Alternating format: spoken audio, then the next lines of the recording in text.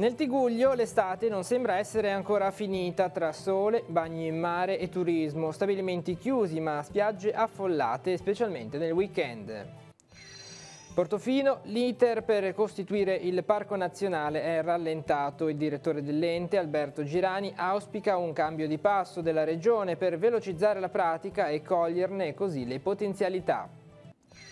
Credere nei giovani, investire nella cultura. A dirlo Mariella Enoch, ieri sera a Chiavari, la presidente dell'ospedale Bambin Gesù di Roma, invitata in occasione del convegno Etica, Cura, Economia. L'oratorio di San Bartolomeo della Ginestra a Sestri Levante sta per inaugurare una nuova stagione di incontri. Attivo 5 giorni su 7, propone servizi di doposcuola, gioco e creatività con lo stile del fare famiglia. Ultime giornate per il pellegrinaggio diocesano in Giappone. Ad Hiroshima la tappa più toccante del viaggio. Il popolo nipponico si sta manifestando per la sua grande accoglienza e gentilezza. Buonasera ai telespettatori di Tiguglio Oggi. Temperature calde, costumi da bagno, creme solari e tuffi in mare. L'estate non sembra essere ancora finita. Numerosi i turisti italiani e stranieri, in particolare svizzeri, che stanno affollando le spiagge del nostro territorio in questo fine settimana. Un ottobre così caldo favorisce il commercio turistico e stimola il buon umore. Siamo andati a Sestri Levante per vedere la situazione. Un ottobre caldo, quasi un'estate che non finisce. Sì, quest'anno è una stagione particolare, abbiamo una temperatura quasi estiva, ancora quasi alla fine di ottobre, i villeggianti bagnati sono calati, però comunque abbiamo ancora tutta una stagione che si riesce a lavorare ancora. La stagione estiva com'è andata? Ci sono stati tanti turisti anche rispetto all'anno scorso? Sì, la stagione estiva è andata bene, forse qualcosina di meno rispetto all'anno scorso, però è andata molto bene. Siamo partiti ieri sera da Lugano, noi abitiamo lì e visto che abbiamo una bimba di 3 anni abbiamo pensato di venire qua, così lei si gode la spiaggia, il mare speriamo e la sabbia. Quindi quasi un po' come se fosse estate? Sì, la coda dell'estate. Quindi da Lugano appunto in Riviera e poi appunto in giornata come siete organizzati? Ma penso che passeremo il più tempo possibile in spiaggia, stasera al ristorante e facciamo qua il weekend, quindi domani ripetiamo il programma. E avete anche un bagno in programma da fare? Spero di sì, spero proprio di sì, adesso vediamo se l'acqua ce lo permette. Quindi siete attrezzati con costume, asciugamano, come se fosse proprio estate? Sì. Lei è di Sestri, appunto, riuscite a godere l'estate qui a Sestri? Sì, tutta l'estate qua. Com'è andata? Benissimo. È riuscita a fare un bagno oggi? Sì, altro che più di uno. Quindi ottobre caldissimo, un po' come se fosse ancora estate, quindi bagno, spiaggia. Sì, bagno e spiaggia, sì, sicuramente sì. La focaccia, la pizza, quelle cose lì, mangiamo in spiaggia. Sta andando molto bene, soprattutto il weekend, c'è pieno di stranieri e si lavora ancora bene per il momento, finché regge questo tempo a noi va benissimo. Ancora tante persone che vanno in spiaggia, fanno il bagno. Sì, è ancora calda l'acqua, si sta bene.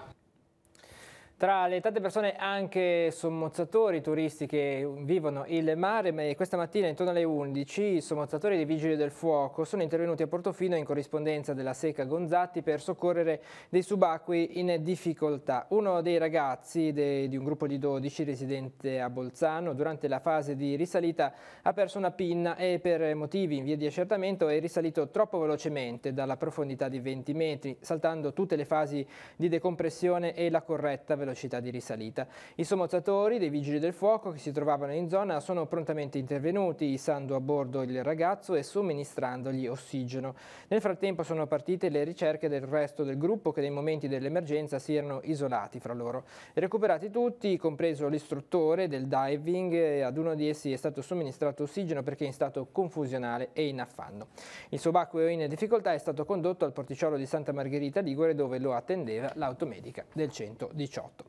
E l'intervento dei Vigili del Fuoco questo pomeriggio a Rapallo intorno alle 18:30 gli uomini del distaccamento rapallese sono intervenuti in via Magellano nella zona della foce del torrente Vuate per una cascina che ha preso fuoco. Sul posto anche la polizia municipale per regolare il traffico. Sempre per la cronaca, un 36enne di Santa Margherita Ligure e un 40enne di Chiavari sono stati denunciati dai carabinieri per ricettazione. Grazie al sistema di videosorveglianza del comune e alcuni privati a Santa Margherita Ligure, i due sono stati identificati alla guida di un motociclo rubato nei giorni scorsi. Il mezzo è stato restituito al legittimo proprietario. E restiamo nel Tigullio occidentale. L'iter per la nascita del Parco Nazionale di Portofino in questo momento è rallentato, a dirlo il direttore dell'ente Alberto Girani, che auspica un cambio di passo della Regione per velocizzare la pratica e sfruttare così le potenzialità del provvedimento. Sentiamo. Si sta discutendo e si sta attuando la legge nazionale che istituisce il Parco Nazionale di Portofino. A che punto siamo? Dunque siamo secondo me ancora un pochino indietro. Diciamo che nell'iter ligure manca ancora la parte secondo me più importante, che è quella del dibattito pubblico e della consapevolezza di quali sono le questioni in gioco. A mio giudizio è un'occasione imperdibile che rischiamo di perdere se non diventa questa scelta una scelta condivisa dai territori, dalle regioni e non diventa una nostra occasione di sviluppo. Quali punti di forza di questa nuova realtà che andrebbe a nascere? I punti di forza sono le relazioni nazionali. Noi siamo un posto, una località che viene colonizzata turisticamente e che si offre passivamente a tutte le grandi attività imprenditoriali esterne, vedi le navi da crociera, vedi le grandi catene di turismo, con situazioni appunto di colonizzazione a volte e quindi anche di disagio delle persone che abitano, che non decidono appieno la forma di turismo sostenibile. Un parco nazionale è un'occasione per rilanciarsi con dei rapporti di forza estremamente diversi, fondando sulla qualità, sulla durevolezza di questo sviluppo e la sostenibilità, che è anche vivibilità stessa del fenomeno. Questo equivarrebbe anche a nuove risorse a disposizione? Questo sicuramente, ma non solo quelle dirette cash che può garantire in più il Ministero. Sono le relazioni internazionali, i progetti, la capacità di innescare nuovi fenomeni economici, quindi attività imprenditoriali generate sul territorio, che sono la vera opportunità. Chi dovrebbe innescare questo dibattito politico? È chiaro che il cambio di passo lo deve fare la Regione a questo punto, che deve indicare quali sono le sue idee di sviluppo su questo territorio. I temi del lavoro adesso. In un anno sono aumentate le imprese femminili e straniere, diminuite invece le realtà giovanili. Notizia che ritroviamo sul nostro sito teleradiopace.com. Valore aggiunto nella crescita, così come l'export, è il focus di artigianato sulla filiera delle imprese in Liguria e sul contesto economico e burocratico che le circonda. Sono 119.463 le microimprese in Liguria, in crescita rispetto alle circa 118.000 di un anno fa. Rappresentano il 98,3% di tutte le imprese della nostra regione. La fotografia, secondo Confindustria, è in chiaroscuro. Le eccellenze imprenditoriali devono infatti fare i conti con i molti ostacoli allo sviluppo.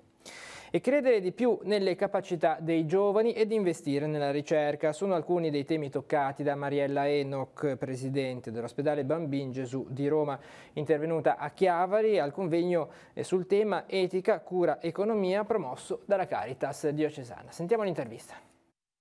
Lei ha detto che una delle priorità del vostro ospedale è la ricerca. Perché? Senza la ricerca non si può curare la malattia, non si può rispondere alle attese molto vive che ci sono, e perché in fondo la ricerca è, come Rosmini diceva per la politica, è la più alta forma di carità.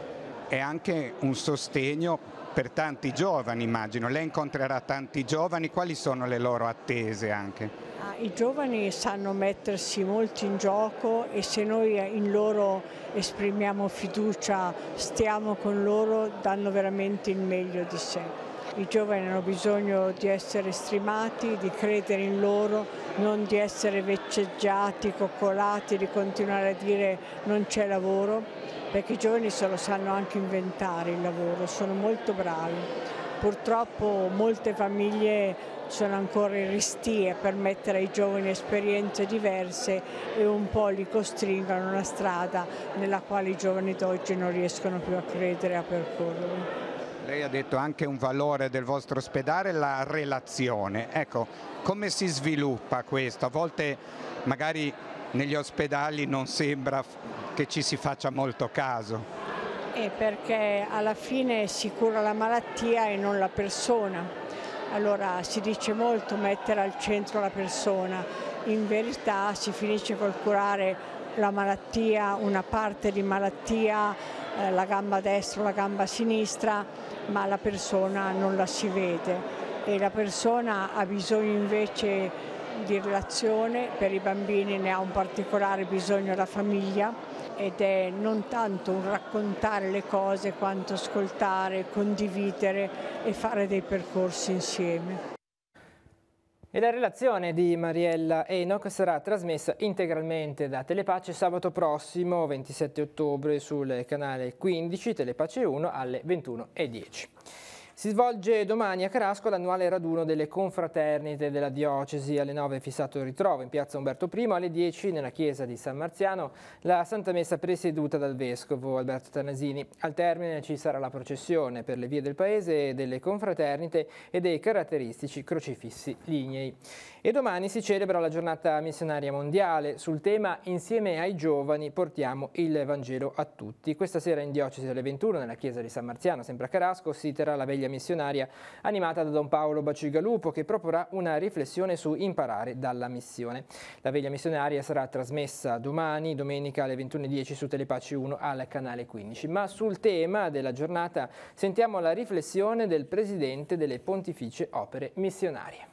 L'opera di evangelizzazione continua, ma al di là del fatto statistico, io direi l'opera di evangelizzazione continua soprattutto perché Gesù questo ha voluto, cioè Gesù, lasciando questo mondo, ha lasciato alla Chiesa il mandato di essere missionaria. Andate, fate i miei discepoli tutte le genti, battezzando nel nome del Padre, del Figlio e dello Spirito Santo. Quindi questa chiamata della Chiesa resta finché la Chiesa esiste, perché gliel'ha data Gesù. Come è cambiato, insomma, nel tempo, sì, il concetto stesso di missione, come lo si vive oggi? Sì.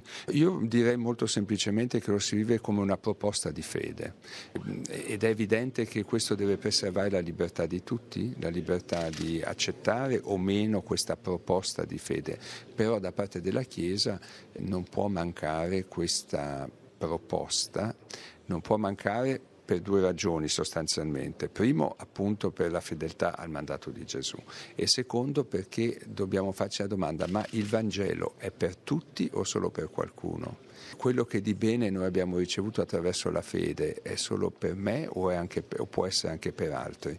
In questo senso la missione non è una questione, come dire, di diffusione di una ideologia. Purtroppo c'è un po' forse questa tendenza a pensare che la missione significhi diffondere un'idea oppure diffondere una cultura. La missione è la proposta della fede, alla quale poi ogni singola persona è chiamata a rispondere secondo la sua libertà. E la giornata missionaria mondiale di domenica vuole essere proprio un sostegno a queste chiese? In che modo? Per me la giornata mondiale per le missioni riassume in maniera molto concreta un mandato che è quello che tutta la comunità cristiana è chiamata ad essere missionaria. I missionari, quelli che per noi sono i missionari, sono in qualche modo la punta di un iceberg, ma sotto dietro c'è una comunità che li sostiene, li aiuta, li manda. Domani si concluderà il Giubileo in occasione dei 900 anni di consacrazione della Cattedrale San Lorenzo a Genova. Il cardinale Angelo Bagnasco presiederà alle 15:30 la Santa Messa che darà inizio al nuovo anno pastorale per l'arcidiocesi genovese. Saranno presenti i vescovi della regione ecclesiastica ligure. La Santa Messa sarà trasmessa su Telepace 3 al canale 115. E sta per iniziare una nuova stagione di attività all'oratorio parrocchiale di San Bartolomeo della Ginestra a Sestri Levante. La struttura da molti anni offre un supporto concreto alle famiglie che possono contare 5 giorni su 7 su servizi quali il doposcuola, i corsi di chitarra, giochi, laboratori di creatività. L'impronta che gli animatori danno alle loro proposte è proprio quella del fare famiglia. Sentiamo. Con la festa di Nostra Signora del Soccorso si conclude un'estate intensa per quanto riguarda l'attività della parrocchia di San Bartolomeo della Ginestra e dell'oratorio, ma non si ferma qui. Dopo la festa della Madonna del Soccorso, ecco, partiranno un po' tutte le attività pastorali della nostra parrocchia e quindi parte il catechismo, tutti i vari momenti e poi ai primi di novembre ci sarà l'inaugurazione dell'oratorio invernale per tutti i ragazzi. Che attività verranno proposte? Quest'anno stiamo lavorando, ci stiamo preparando per un oratorio invernale esplosivo, nel senso tante attività tutti i giorni. Al lunedì faremo delle attività di oratorio di creatività, al martedì ci sarà il pomeriggio il doposcuola, il mercoledì il corso di chitarra per tutti i ragazzi e il giovedì ci riposiamo, il venerdì invece ci sarà il corso di chitarra e poi ci sarà il doposcuola tutto il pomeriggio dopo la chitarra e il sabato dopo il momento del catechismo, il momento dello stare insieme con i ragazzi, col gioco, la merenda fino al termine della giornata, quindi 5 giorni intensi. Quanti ragazzi ruotano attorno a questa realtà? Ecco, dipende da giornate, ecco. Soprattutto per l'attività del teatro sono una 50ina di ragazzi, ecco, mentre gli altri giorni ecco, un po' meno, ecco, forse un po' di più nella chitarra, però non è tanto il numero quanto è il desiderio di fare comunità, di fare famiglia. Loro sanno che tutti i giorni la porta è aperta, facciamo casa, facciamo famiglia nel nostro oratorio. Ad aspettarli, ad accogliere i ragazzi, gli animatori senza i quali questa attività non si potrebbe svolgere. Bravissimo, questo è importante e questa è la cosa, di fare squadra ma animatori di tutte le età, giovani, ragazzi e adulti. Lunedì alle 21 all'Auditorium delle Clarisse di Rapallo le parrocchie della città di Rapallo hanno organizzato un incontro con Monsignor Gero Marino. Il vescovo della diocesi di Savona-Noli parlerà sul tema Parola di Dio e vita cristiana. Tutti sono invitati a partecipare. E sta per volgere al termine il pellegrinaggio diocesano in Giappone. Domani il gruppo, guidato da Don Fabio Mazzino, visiterà il centro storico di Kurashiki prima di trasferirsi a Tokyo, da dove lunedì è programmata la ripartenza per l'Italia. Le giornate sono state intense, fitte di incontri. Particolarmente forte è stata la visita sui luoghi dove furono sganciate le bombe atomiche nel 1945. Sentiamo il servizio.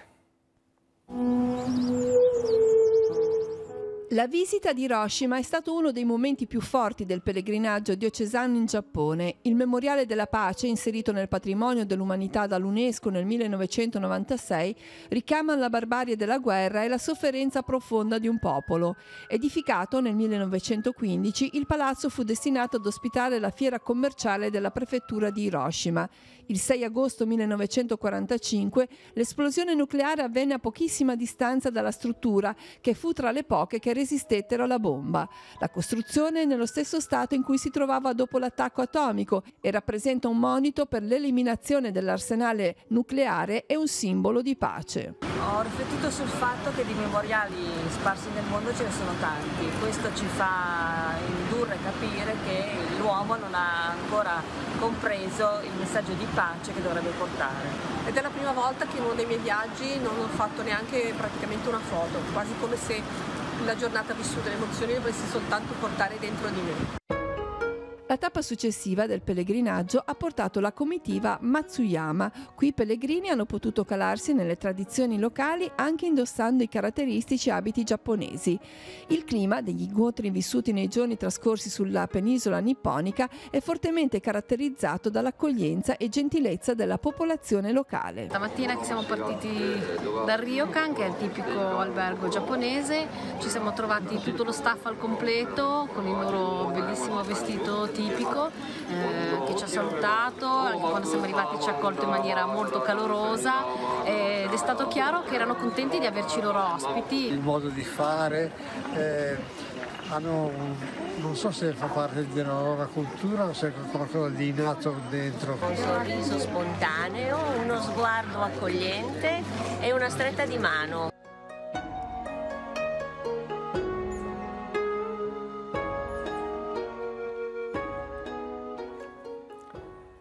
Torniamo Torniamo adesso nelle Tigullio. Questo pomeriggio alla Società Economica di Chiavari si è svolta la consegna dei riconoscimenti del premio Turio Coppello edizione 2018, assegnato annualmente ad un artista e un artigiano chiavarese che si siano distinti per merito.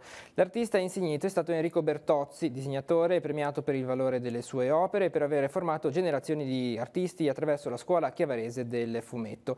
Nell'artigianato sono state premiate Esther Bercic, Alice Devoto e Valentina Rioda, fondatrici dell'Officina 6M, laboratorio di creazioni d'abbigliamento. Oltre ai 2 riconoscimenti sono stati conferiti 3 premi speciali: premio alla carriera al musicista jazz Enrico Rava, premio alla memoria al pittore Luigi Santini e un premio anche al sindaco di Neirone Stefano Sudermania per il suo impegno nella promozione culturale della Val Fontanabuona.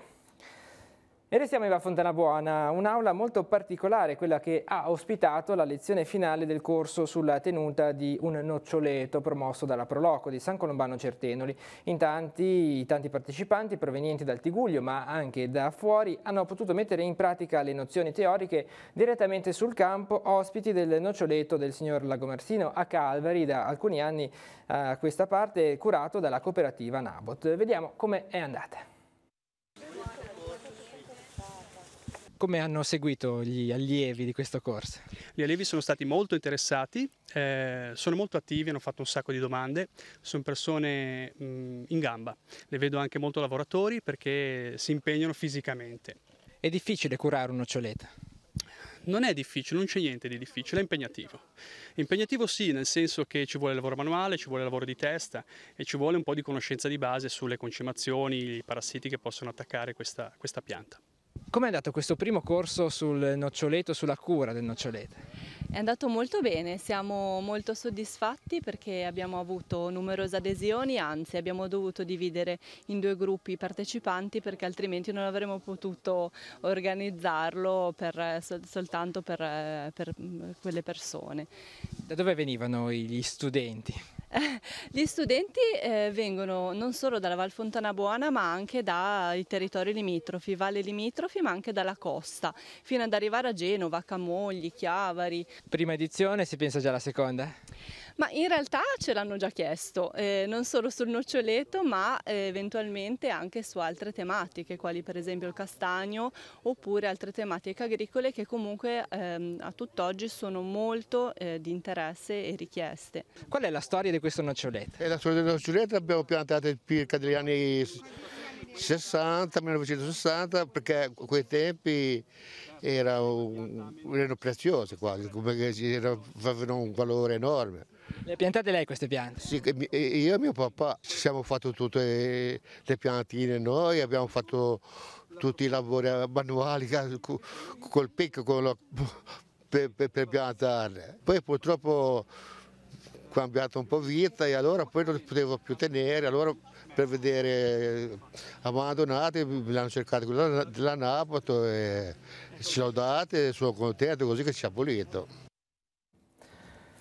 L'associazione Lagorà di Lavagna ha raccolto 500 euro con l'iniziativa Insieme si può, organizzata ai primi di settembre. La cifra sarà devoluta agli sfollati di Genova. Il centro di raccolta degli aiuti, Angei Desena, Siamo Tutti Piastrine, si è occupato della distribuzione dei prodotti acquistati, individuati grazie alle richieste che vengono coordinate dai volontari del centro. È notizia anche questa che troviamo sul nostro sito teleradiopace.com.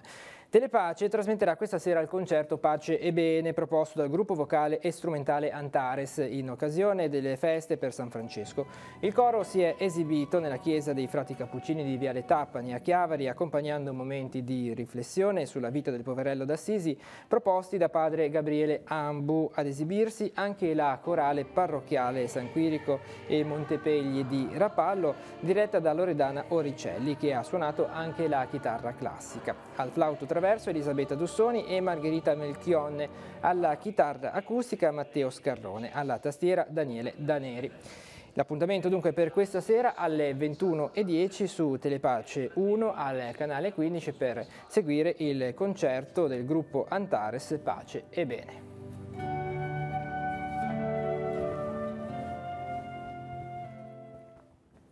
E si svolgerà domani mattina, domenica 21 ottobre alle 10, nella sala Carlo Bo di Palazzo Fasce a Sestri Levante, la cerimonia di premiazione del 28° concorso nazionale di poesia, prosa e fotografia indetto dall'Associazione Euleudo. 4 le sezioni del premio per opere in versi e in prosa, sia in italiano che in genovese, e per la prima volta quest'anno una per la fotografia. Iniziativa questa messa in campo con la partecipazione dell'Associazione Sestrese Carpe Diem Fotografi.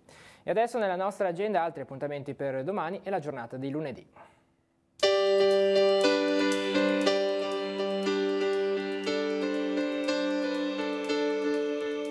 Appuntamenti in agenda per domenica 21 ottobre. Dalle 8:30 alle 12:30 sarà presente in piazza Mazzini a Chiavari l'autoemoteca dell'Avis per una raccolta straordinaria di sangue. Continua al convegno ed interclub nazionale il Club degli alcolisti in trattamento, un cambiamento gentile. Appuntamento nella sala Quadrivium in piazza Santa Marta a Genova a partire dalle 9:30. Consueta apertura domenicale per il Museo Diocesano di Arte Sacra, dalle 10 alle 12 in piazza Nostra Signora dell'Orto. La 41esima edizione del Premio Letterario Internazionale Santa Margherita Ligure Franco del Pino volge al termine. Alle 10 nel Salone degli Stucchi di Villa Durazzo si terrà la cerimonia conclusiva. Proseguono le mostre di fotografia a Sestri Levante. Inseminazione e mitologia quotidiana in via dei Doganieri sono visitabili dalle 10:30 alle 12:30 e dalle 16 alle 19. Invece momenti estoni e incontro a Palazzo Fasce sono visitabili dalle 10:30 alle 13 e dalle 14 alle 17. Torna a Borzonasca Agricasta, la manifestazione dedicata alla castagna, dalle 12:30 alle 20. Castagnata nella piazza della chiesa di Ribasso a Chiavari, a partire dalle 14:30. La festa di piazza, per festeggiare la riapertura delle attività del Centro Famiglie Tigullio, si svolgerà in piazza Mazzini a Chiavari a partire dalle 15, con giochi e laboratori per bambini di tutte le età. Protezione civile in festa, appuntamento in piazza Matteotti a Sestri Levante a partire dalle 15. Sempre alle 15, nel campetto parrocchiale di San Bartolomeo della Ginestra, a Sestri Levante, si terrà la castagnata e un pomeriggio con musica e danze. Nicolò, passioni e inquietudini di un genio. È il reading un concerto dedicato a Niccolò Paganini, che si terrà a Palazzo Tursi a Genova alle 20:30. Passiamo adesso agli appuntamenti per lunedì 22 ottobre. A Rapallo, alle 10:30, all'Istituto Comprensivo di Via Frantini, premiazione del concorso grafico e letterario degli alunni della scuola media, promosso dalla Winner Volley, sul tema Abbattiamo le barriere. Contratti pubblici, percorsi di legalità, è il titolo della mattinata di incontri che si terrà a Palazzo Ducale di Genova. L'evento inizia alle 11 ed è rivolto a politici e dirigenti pubblici. Corsi di cultura dalle 15 in via delle Vecchie Mura a Chiavari. Daniele Lazzarin terrà la lezione di storia del cinema, sul cinema classico americano e la nascita del fenomeno del divismo. Alle 17, nella sala della Croce Verde Chiavarese in Largo Casini a Chiavari, incontro sul tema Italia, Europa e l'immigrazione. Discutiamone con chi se ne occupa. Interverranno Giorgio Pagano, presidente delle associazioni Mediterraneo e Funzionari Senza Frontiere, e Andrea Torre, direttore del Centro Studi Medi. Seconda lezione del corso di lettura di Miro Gatti ad alta voce, dalle 17 nella sala Ghio Schiffini della Società Economica. E infine, serata di presentazione dei progetti dell'associazione Telefono Azzurro, allo scopo di trovare nuovi volontari. Alle 20:45 nella sala consiliare del Comune di Chiavari.